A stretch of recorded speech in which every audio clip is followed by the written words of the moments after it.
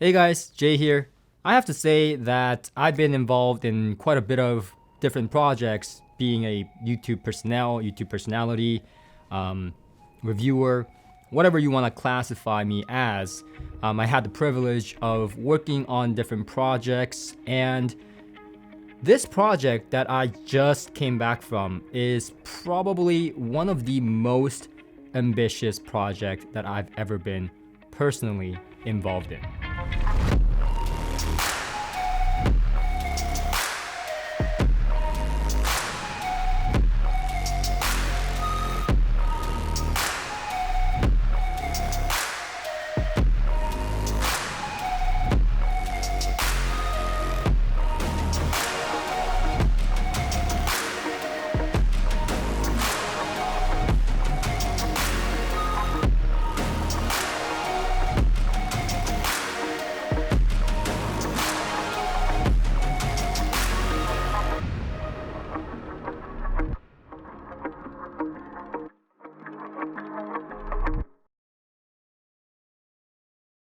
So, how did this all happen? Well, it's a long story, but I think you enjoy it quite a bit.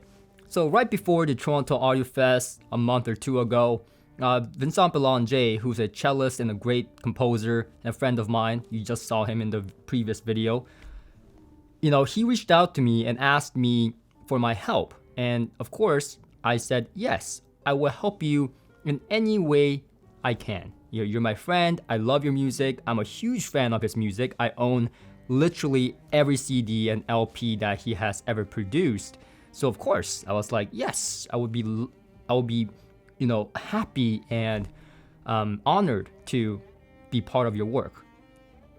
And it turned out that he had a very ambitious plan. There's a lot of moving parts and goals to this project. The idea of Songe, the album that he is trying to create, 8 out of 10 tracks are his own composition, his own music that he has crafted.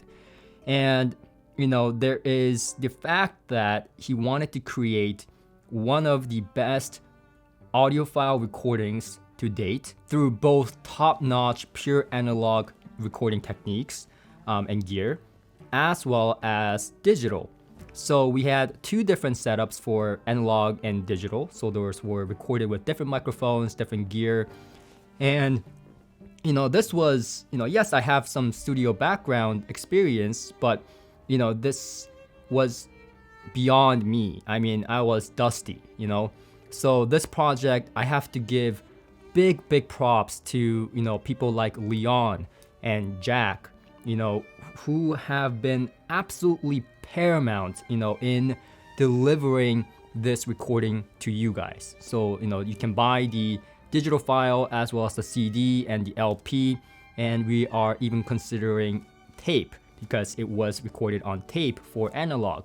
But nevertheless, I have to give this team a big prop because not only are they one of the most professional people I have worked with, but honestly, the most dedicated and kind-hearted, motivated, I can use all the positive words in the dictionary and it still wouldn't describe these people.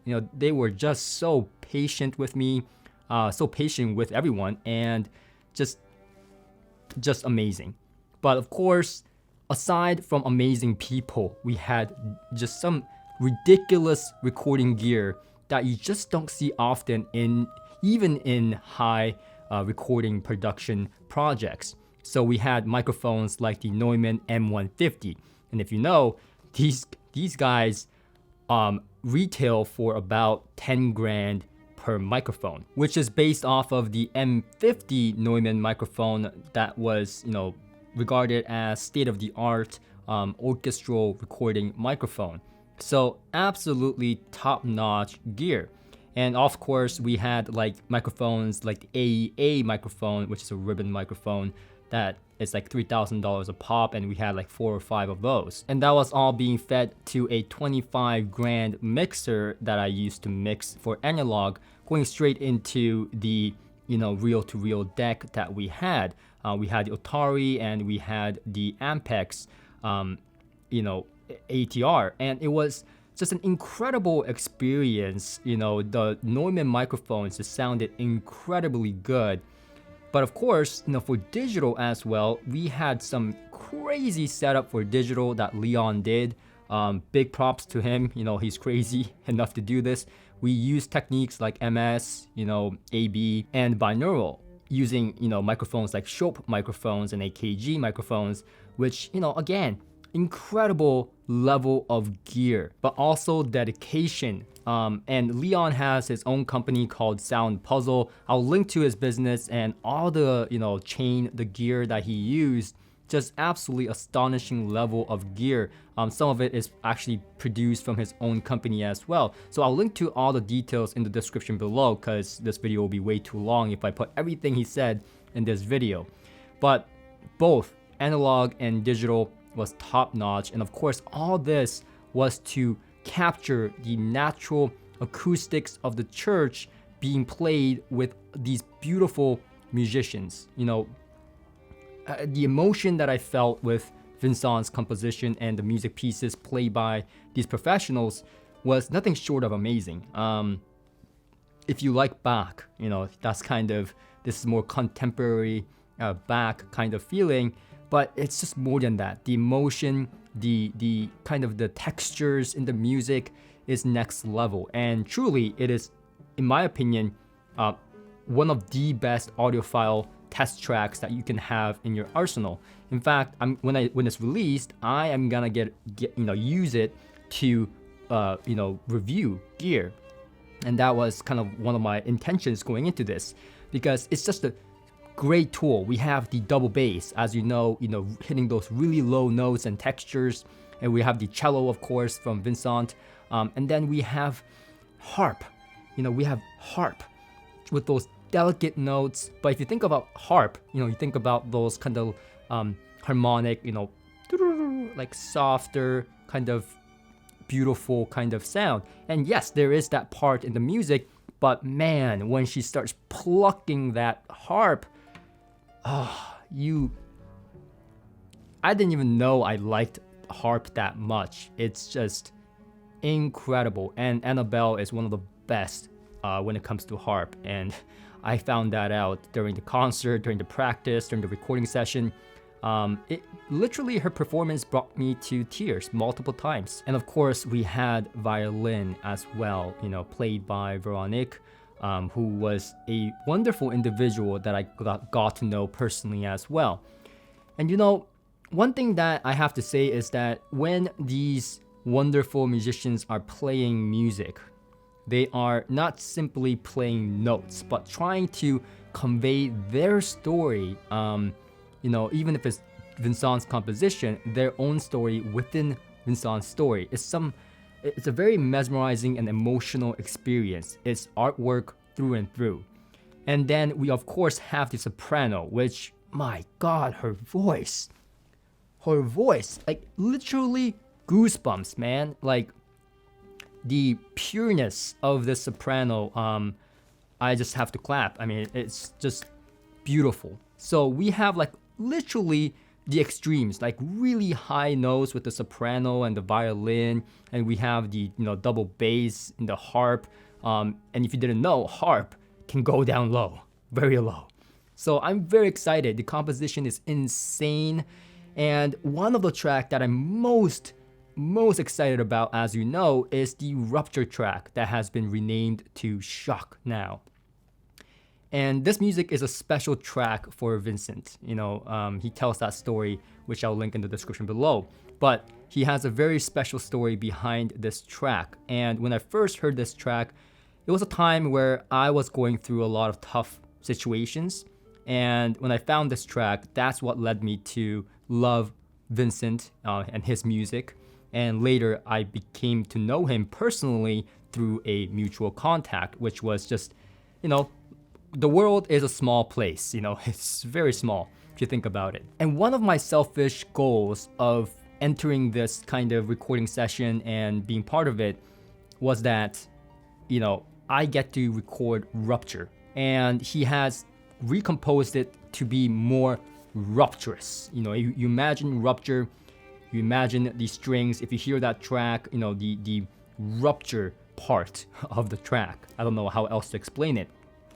Incredible explosion, and now there's just even more texture, there's more rupture, there's more emotion. He played it with no hint of self-restraint. He played it with all the emotions pouring out. And his father was there, looking at the scores and talking back to Vincent, and he just simply cried. He simply cried. Leon cried. I cried. I don't know what Jack was doing, but everyone was in deep emotional state after he has played that, hearing through the monitor system. I mean, it was just an absolute crazy experience. And so the whole goal of this was to really capture this amazing performance in this amazing church venue that just sounds acoustically incredible, and capture that with the best equipment to the best technique that's possible, and really convey it back to you guys through the CD, LP, and the recordings that we've done. And of course, we had Dave McNair, who couldn't come due to unforeseen circumstances, but he's an Emmy Award nominee, mastering engineer, and he was on a video chat with me, making sure that I didn't mess up anything. And he was a vital part to this project as well, and also going to be doing the mixing and mastering as planned as we go. But one thing I learned about doing this recording session is that nothing goes to really exactly planned. We had multiple issues with analog. I heard at one point a noise on my left cup, and we were literally counting down to start the recording session, and I said, hey, no, we can't. There is a noise on one of the microphones, and it happened to be the microphone on the harp, and that was close to this microphone that we used at the concert that was not unplugged, so it was live. So that was causing an interference and causing the noise. So when it comes to a recording session in a live venue in a remote area, of course you're gonna run into troubleshooting and stuff like this. And we had like 5 or 6 different situations like that.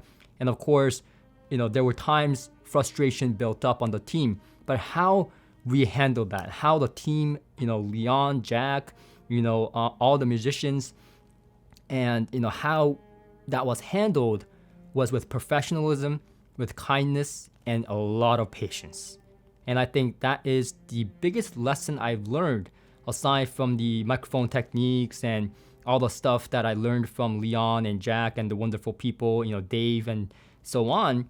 The biggest life lesson I learned was that when you work with even the most talented people with the most absurd gear, things may not go to plan, and you have to be able to work around that, and make sure that you're not pointing fingers and blaming others, but actually coming together to solve the issue. And that's exactly what happened, which was just an amazing feeling. I've had about a week time, less than a week time with these people, and by the end of it, they didn't feel like strangers. They felt like family. They felt like,